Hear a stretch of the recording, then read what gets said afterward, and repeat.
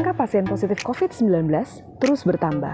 Anda dan saya mungkin saja sudah terpapar oleh virus ini. Sebagai warga, kita punya peran dan tanggung jawab, apalagi pemerintah di tengah wabah seperti ini. Dan justru pada saat seperti ini kalau masih ribut soal politik, masih para tokoh masyarakat malah menggunakan untuk cari muka, untuk panggung politik, kayaknya itu sungguh memalukan. Yolanda Pantong membagikan pengalamannya sebagai anggota keluarga pasien COVID-19. Ayah dan anggota keluarga lainnya berhasil menyelamatkan diri dari COVID-19. Simak wawancara melalui telekonferensi berikut ini. Terima kasih Bu Yolanda sebelumnya sudah meluangkan waktu. Semoga dari hasil sharing atau mendengar pengalaman Ibu Yolanda ini bisa menguatkan untuk teman-teman atau pendengar nanti yang mengalami hal serupa ataupun yang tidak, supaya momen-momen ini menjadi sebuah kesempatan untuk saling jaga, saling menerapkan nilai-nilai kemanusiaan, solidaritas, dan bahkan kepedulian seperti yang di-sharekan oleh Bu Yolanda di Facebook juga yang saya baca.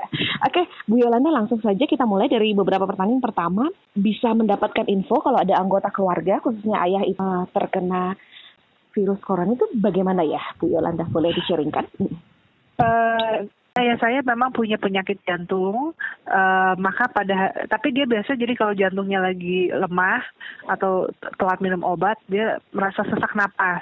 Nah, jadi hari Jumat malam dia merasa sesak napas. Kami pikir ini jantung lah gitu ya. Tapi Sabtu pagi dia masih mengeluh sesak napas dan badannya hangat. Jadi segera saya bawa ke rumah sakit rujukan untuk jantung Harapan Kita. Nah, sampai di sana juga karena ada gejala dua hal itu, demam dan sesak napas, maka langsung masuk status suspek. Walaupun ini Rumah Sakit Jantung Harapan Kita tidak menangani kasus corona, tapi karena memang dia ternyata terbukti kena serangan jantung, makanya jadi diterima dan dirawat sebagai pasien jantung. Dan jadi saat itu juga langsung menghubungi Dinkes ya, dari ini semua rumah sakit yang bantu kami. Jadi ibaratnya keluarga hanya bawa sampai emergensi, sesudah itu semua dibantu oleh Rumah Sakit Harapan Kita. Nah, boleh tahu nggak Bu Yolanda, kira-kira akhirnya waktu menanti hasil atau mendapatkan hasil dari Dinkes itu positif seperti itu, apa yang ada di benak atau perasaan Bu Yolanda mungkin gitu ya? Apalagi mungkin yang kita dengarkan semacam menakutkan mungkin, atau boleh berbagi gitu Bu? Jadi gini, memang karena saya sudah terbiasa mendengar kabar orang sakit dan sebagainya, berita-berita seperti ini, mungkin secara mental sudah lebih terlatih. Walaupun tentu beda ya ketika kabar tentang keluarga sendiri dengan kabar tentang kenalan kita.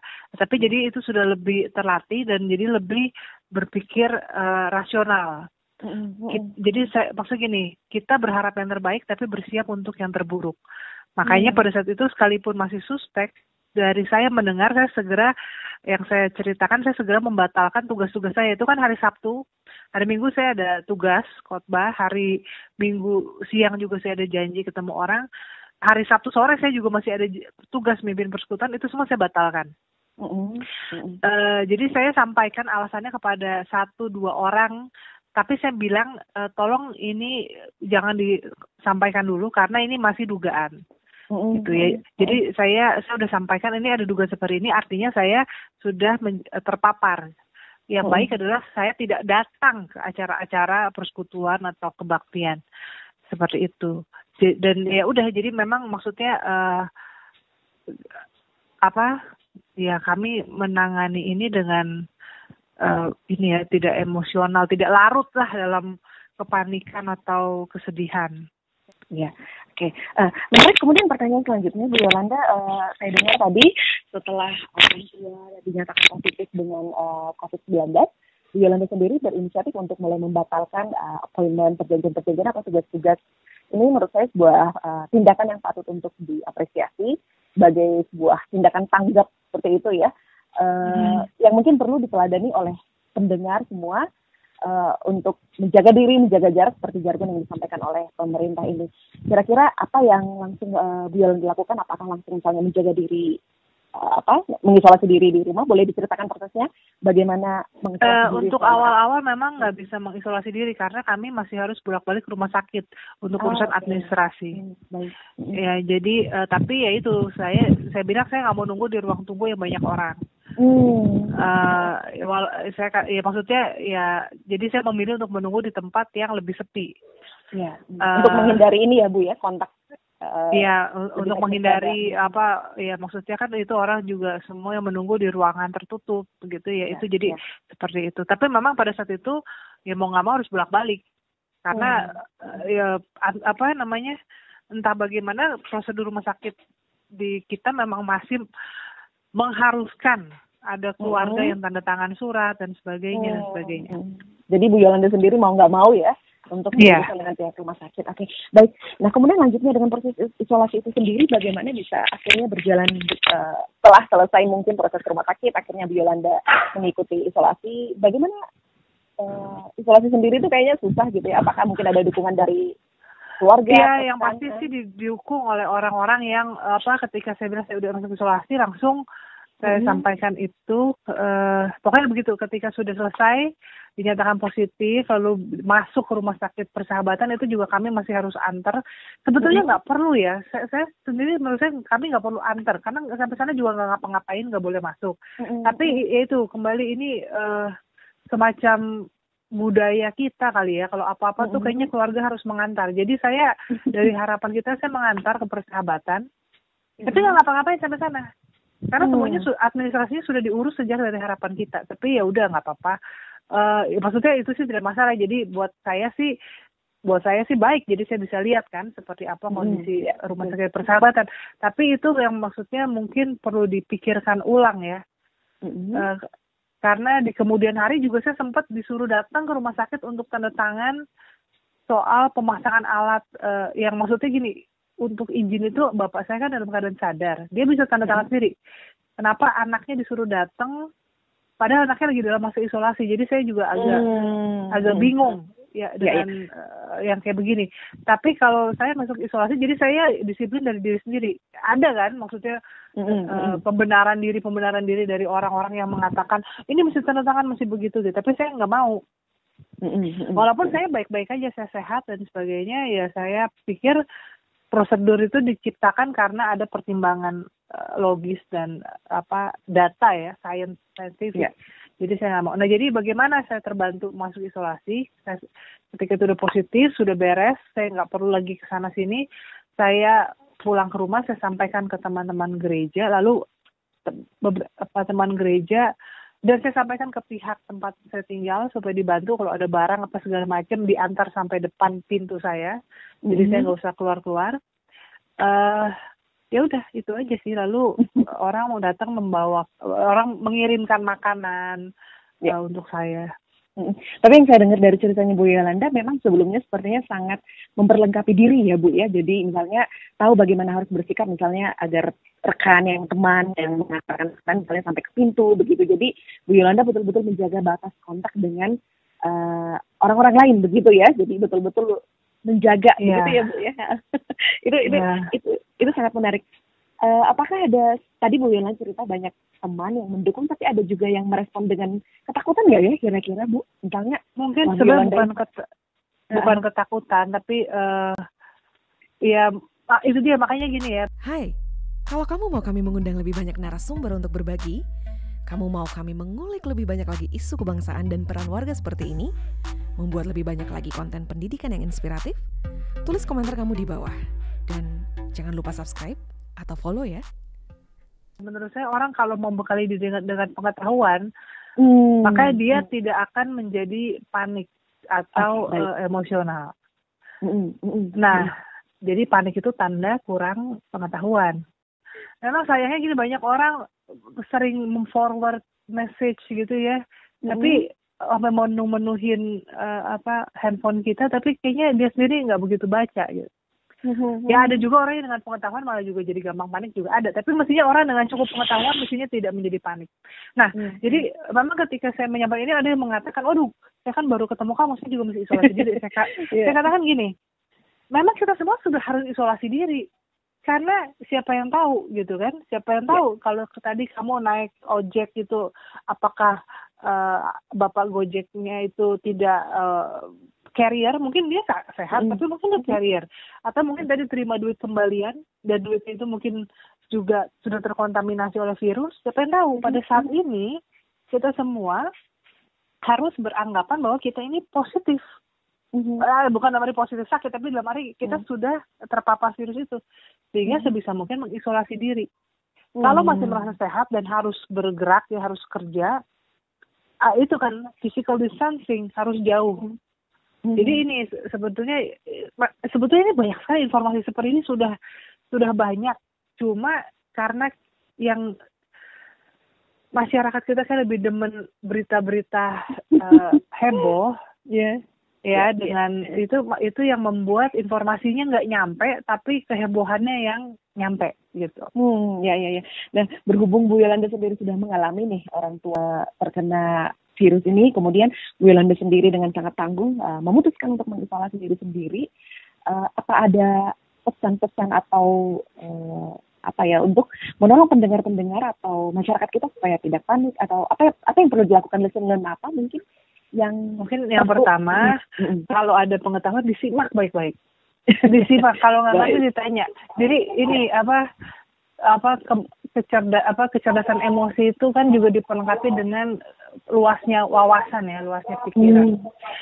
Sehingga kalau kita mengetahui, makanya kan kayak beberapa narasumber para dokter, mereka kan juga tidak panik kan. Tenaga medis itu nggak panik, mereka harus berhadapan. Kenapa? Karena mereka punya pemahaman yang jelas. Jadi ya itu, kembali bagaimana supaya kita nggak panik, perlengkapi diri dengan pengetahuan. Lalu juga yang kedua juga pahami, tapi ini memang sesuatu yang mesti dilatih ya, nggak bisa tiba-tiba. Jadi apapun di hadapan kabar buruk atau kabar baik, tetaplah tenang gitu. Jangan bereaksi berlebihan, karena kita nggak tahu abis dari kabar buruk berikutnya apa gitu. Jadi seperti itu sih. Itu aja, nggak bisa yang mendekatkan. Kita bisa bilang mendekatkan diri kepada Tuhan, tapi gitu ada juga orang yang memahami mendekatkan diri kepada Tuhan dengan tidak takut mati, lalu malah jadi cari mati, ada juga ya yang kayak gitu ya. Iya, betul. Terima kasih. Kemudian pertanyaan lanjutannya tadi soal tetap tenang begitu kan. Saya melihat selain Bu Yolanda sudah terbiasa untuk melatih diri untuk bersikap rasional, tetap tenang dalam menghadapi berita-berita yang mungkin berita-berita duka seperti itu. Boleh digali ulang, Bu, diceritakan ulang bagaimana apa yang Ibu alami khususnya ketika isolasi dan mendapatkan orang tua yang terkena penyakit ini, membangkitkan keyakinan Bu Yolanda bahwa kita sebagai manusia memang harus saling menjaga, begitu, harus saling solider, dan itu tercermin lewat pengalaman Bu Yolanda mendapatkan pertolongan dari manusia, sesama manusia. Boleh di-sharingkan, Bu? Pertama juga memang pertolongan. Kalau soal pertolongan sih, saya sering sekali ditolong orang, bukan hanya pada saat seperti ini. Jadi itulah, kalau soal itu pemeliharaan Tuhan melalui sesama itu sering kali saya rasakan dalam banyak kesempatan. Jadi kali ini bukan satu momen eye opening, karena saya sudah sering sekali mengalami kebaikan, kemurahan hati dan pertolongan orang.